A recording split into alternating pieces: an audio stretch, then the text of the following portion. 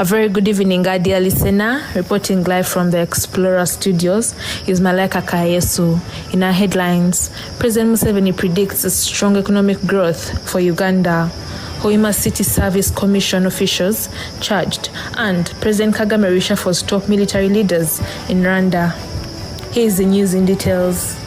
President Yoweri Kaguta Museveni has today afternoon said that Uganda is slated to register rapid economic growth by the end of the financial year 2023-2024. The president, who was speaking during his annual State of Nation address at Kololo Ceremonial Grounds, revealed that the economic growth will rise from the economic stability as a result of low inflation, the establishment of more manufacturing factories, and continued implementation of PDM. He promised that government is going to enhance the ongoing investment in small-scale solar-powered irrigation to address the water shortage issues. Relatively, on the issue of international trade, the president revealed that Uganda's export revenue of goods and services rose to $6 billion for the calendar year ending 2022, of which export of goods merchandise was worth $4.3 billion. In this regard, he revealed that Uganda, in the last 12 months alone, exported 5.7 million bags, with each of 50 kilograms of coffee being worth $858.7 million. Hoima Chief Magistrate Court has charged and remanded 3 members of Hoima City Service Commission, who are Emil Nsamo, Bategeka Donald, and Bigambwa Ibrahim, on charges of forgery and conspiracy to commit a felony. In October 2022, Hoima City Service Commission advertised jobs and the recruitment process commenced.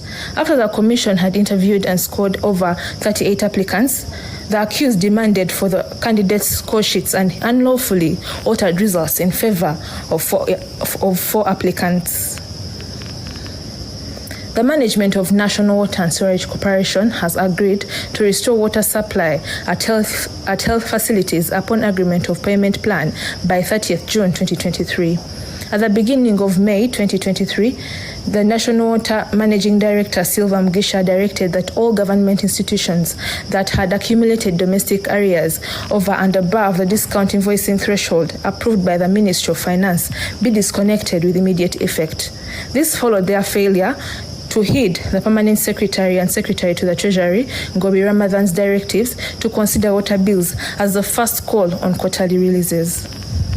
Court of Appeal judges, including Lady Justice Catherine Bamugemerire, Deputy Chief Justice Richard Butera, and Lady Justice Eva Luswata, appeared at Masaka High Court to hear appeals from appellants who were convicted between 2013 and 2015. The trio had 30 cases of murder, including 14 cases of robbery, 6 defilement cases, and 1 rape case.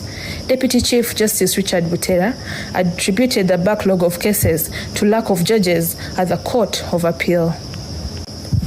The Speaker of Parliament, Right Honourable Anita Among, has cautioned legislatures against absenting themselves from parliamentary activities. She made the remarks today while chairing the special sitting to open the first sitting of the first meeting of the third session of the 11th Parliament held at Kololo Independence Grounds in Kampala. She said, "As we open the third session of the 11th Parliament, I need to caution members on the issue of absenting from both committee meetings and plenary sittings. We are here to serve our people." Rwanda's President Paul Kagame has sacked more than 200 soldiers, including senior military officers.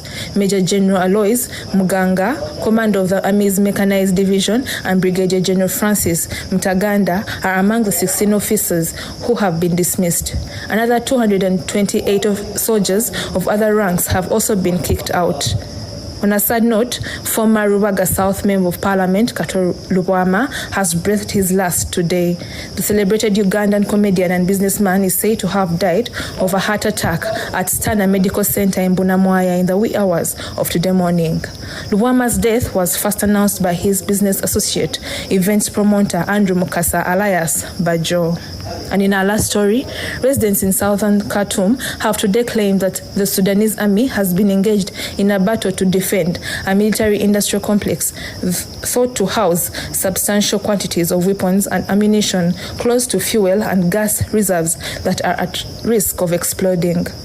According to witnesses, the 7th week of their conflict with the army, the paramilitary Rapid Support Forces launched an attack late on Tuesday on the Yamo complex before being forced to retire by the fierce combat. Thank you for listening to us here on Explorer Online Radio, the home of reliable and authentic news. Have a blessed evening.